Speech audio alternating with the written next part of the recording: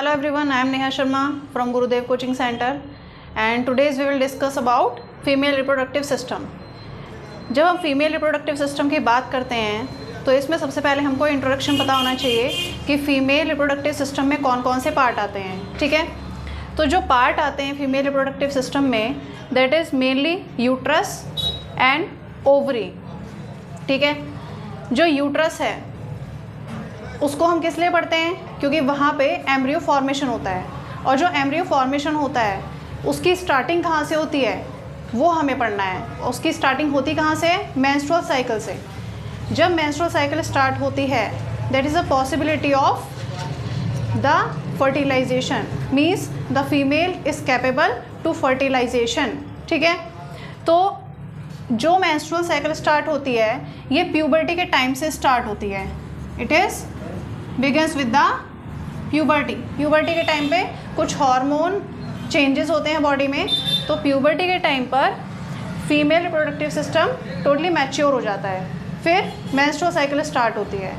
ठीक है, तो जब हम इसके पार्ट देखते हैं तो यहाँ पे जो बीच वाला पोर्शन होता है इसको हम यूट्रस बोलते हैं. यहाँ पर हम इनको, ये जो पेयर ऑफ ओवरी हैं इनको ओवरी बोलते हैं, और ओवरी भी दो होती हैं. These are divided into left ovary and right ovary. अब इनका अलग अलग फंक्शन है, मीन्स लेफ्ट ओवरी एक मंथ में एक बार रिलीज़ करती है एग और राइट ओवरी नेक्स्ट मंथ में रिलीज़ करेगी एग. मीन्स इनका मेन जो फंक्शन है वो फंक्शन है रिलीज ऑफ एग. मीन्स यहाँ से एग मैच्योर होगा और एग रिलीज़ होगा रीजन में, फैलोपियन ट्यूब के रीजन में प्रेजेंट होगा. अब ये जो रीजन है एक बार हम इसको थोड़ा इंट्रोडक्टरी ले लेते हैं क्या है इसमें. सबसे पहले यूट्रस मैंने बताया, यहाँ पे ओवरी है, लेफ्ट ओवरी राइट ओवरी. यहाँ पे फैलोपियन ट्यूब है. फैलोपियन ट्यूब के नीचे अगर आप देखो यहाँ पे एक बीच वाला पोर्शन है एम्पुला. कभी कभी 12th में क्वेश्चन आ जाता है, वाइवा में भी क्वेश्चन पूछ लेती हैं मैम टीचर्स वगैरह कि जो फर्टिलाइजेशन है वो कहाँ होता है, तो जनरली बच्चे आंसर देते हैं यूट्रस में होता है, लेकिन ऐसा नहीं है. उसकी एक स्पेसिफिक साइट है that is ampulla. So the region of fertilization is ampulla. ठीक है, तो एक साइकिल होती है uterine cycle which are occur in uterus, और दूसरी साइकिल होती है ओवेरियन साइकिल जो कि होती है ओवरी में. ठीक है, तो अगर हम यूटेराइन साइकिल की बात करें तो यहाँ पे चलती है हमारी मेंस्ट्रुअल साइकिल. ठीक है, और अगर हम ओवेरियन साइकिल की बात करें तो यहाँ पे ओवरी में एग मैच्योर होता है और रिलीज होता है टू द फैलोपियन ट्यूब. अब यहाँ पे दो फेजेस आते हैं, या तो फर्टिलाइजेशन होगा और या फिर फर्टिलाइजेशन नहीं होगा. ये दोनों ही केस हम इसमें देखेंगे कि जब फर्टिलाइजेशन होगा तो यहाँ क्या चेंजेस आएंगे और अगर यहाँ पे कोई फर्टिलाइजेशन नहीं है तो क्या चेंजेस आएंगे.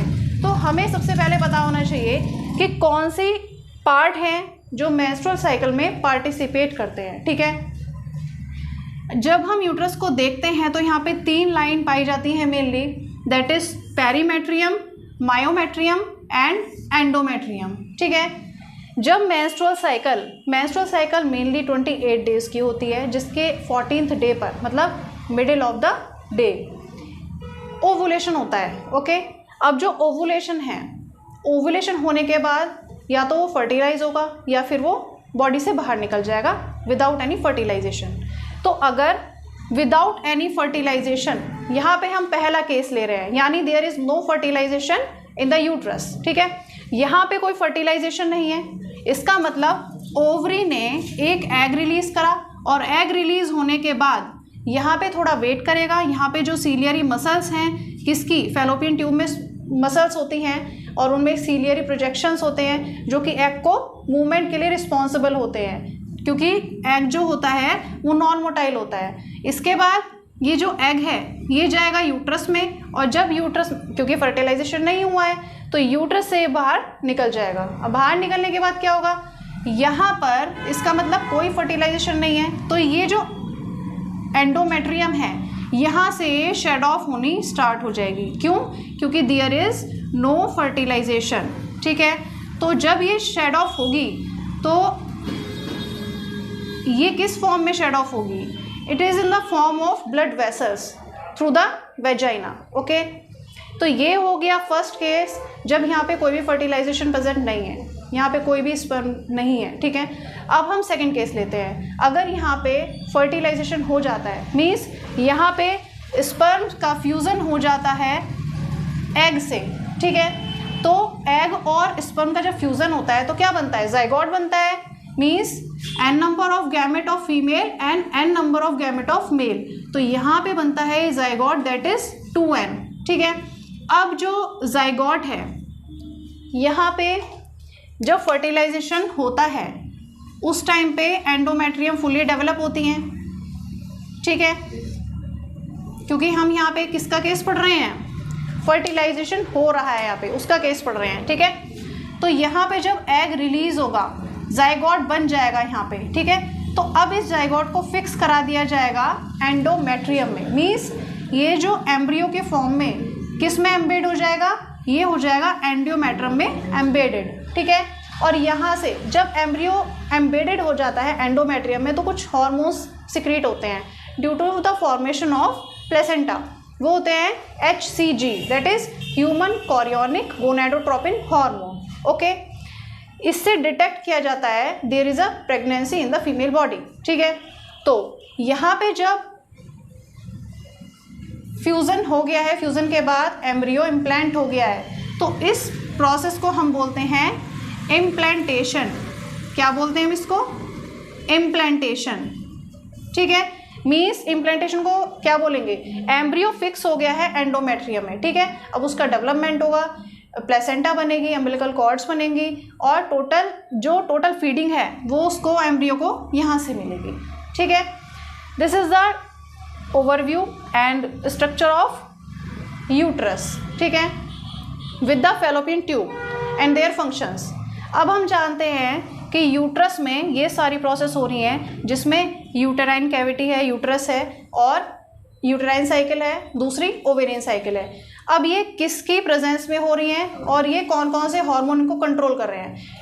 टोटल जो भी हार्मोन कंट्रोल होते हैं वो हमारे होते हैं हाइपोथैलेमस से। हाइपोथैलेमस पॉजिटिवली इंडिकेट करती है पिट्यूटरी ग्लैंड को, और पिट्यूटरी ग्लैंड हमारी बॉडी में सिक्रेशन करती है अलग अलग हार्मोन्स का, ठीक है। उनमें से दो हार्मोन है LH and FSH। FSH is the follicular stimulating hormone and LH is the luteinizing hormone, okay.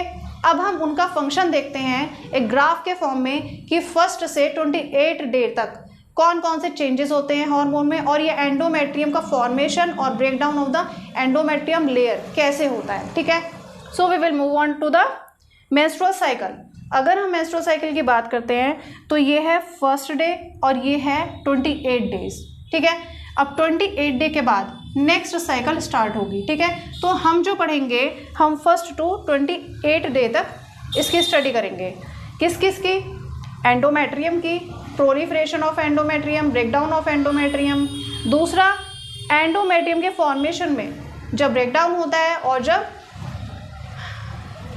Synthesis होता है, दोनों में कौन से हार्मोन पार्टिसिपेट करते हैं, ठीक है।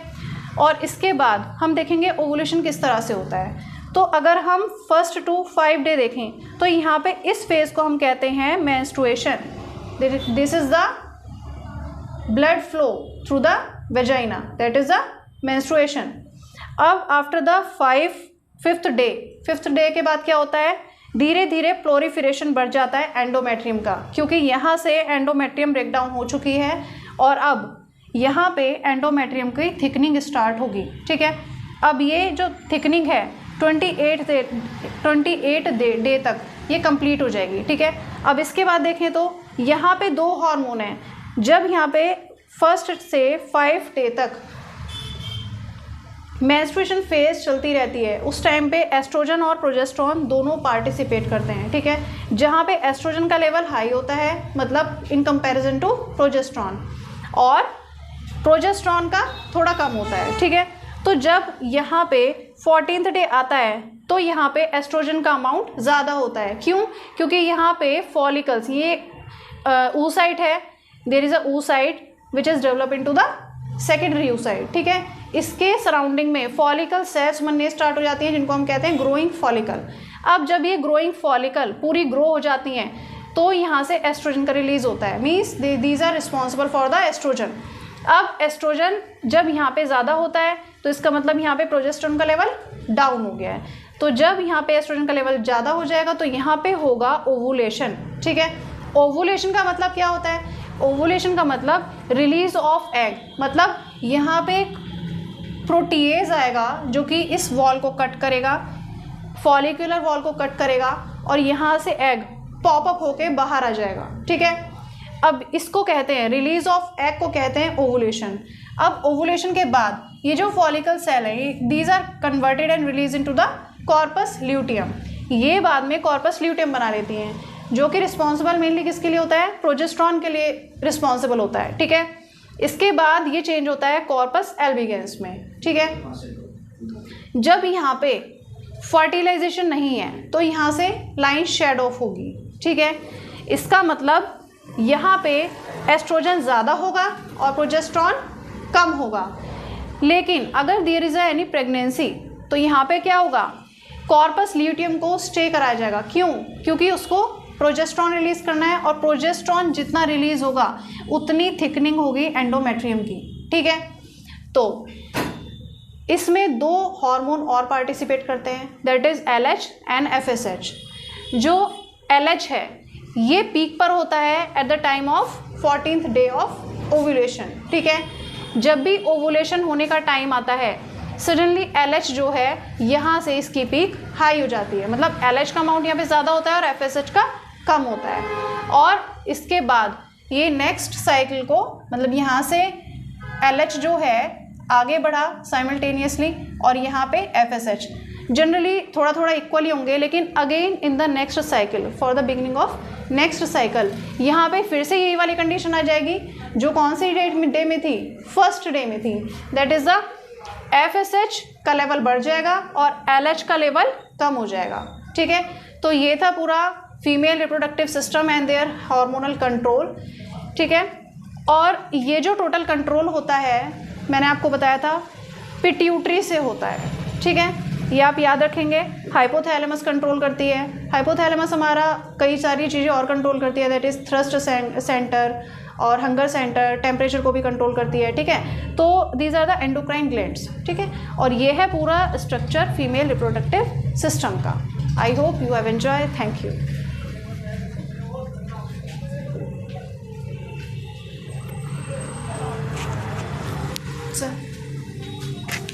बेटा अगर आपको ये वीडियो पसंद आ रही है मैम की, तो आप मैम की वीडियो को लाइक करें, सब्सक्राइब करें हमारे इस चैनल को और अपने फ्रेंड के साथ शेयर कीजिएगा, रिलेटिव के साथ शेयर कीजिएगा। और ज़्यादा से ज़्यादा अगर आप कमेंट करेंगे तो उससे हमें थोड़ा सा अच्छा लगेगा और हम थोड़ा मोटिवेटेड होंगे आपके इन कमेंट से। तो बेटा आप सभी हमारे चैनल को सब्सक्राइब कीजिएगा, कमेंट पर लाइक कीजिएगा। Thank you.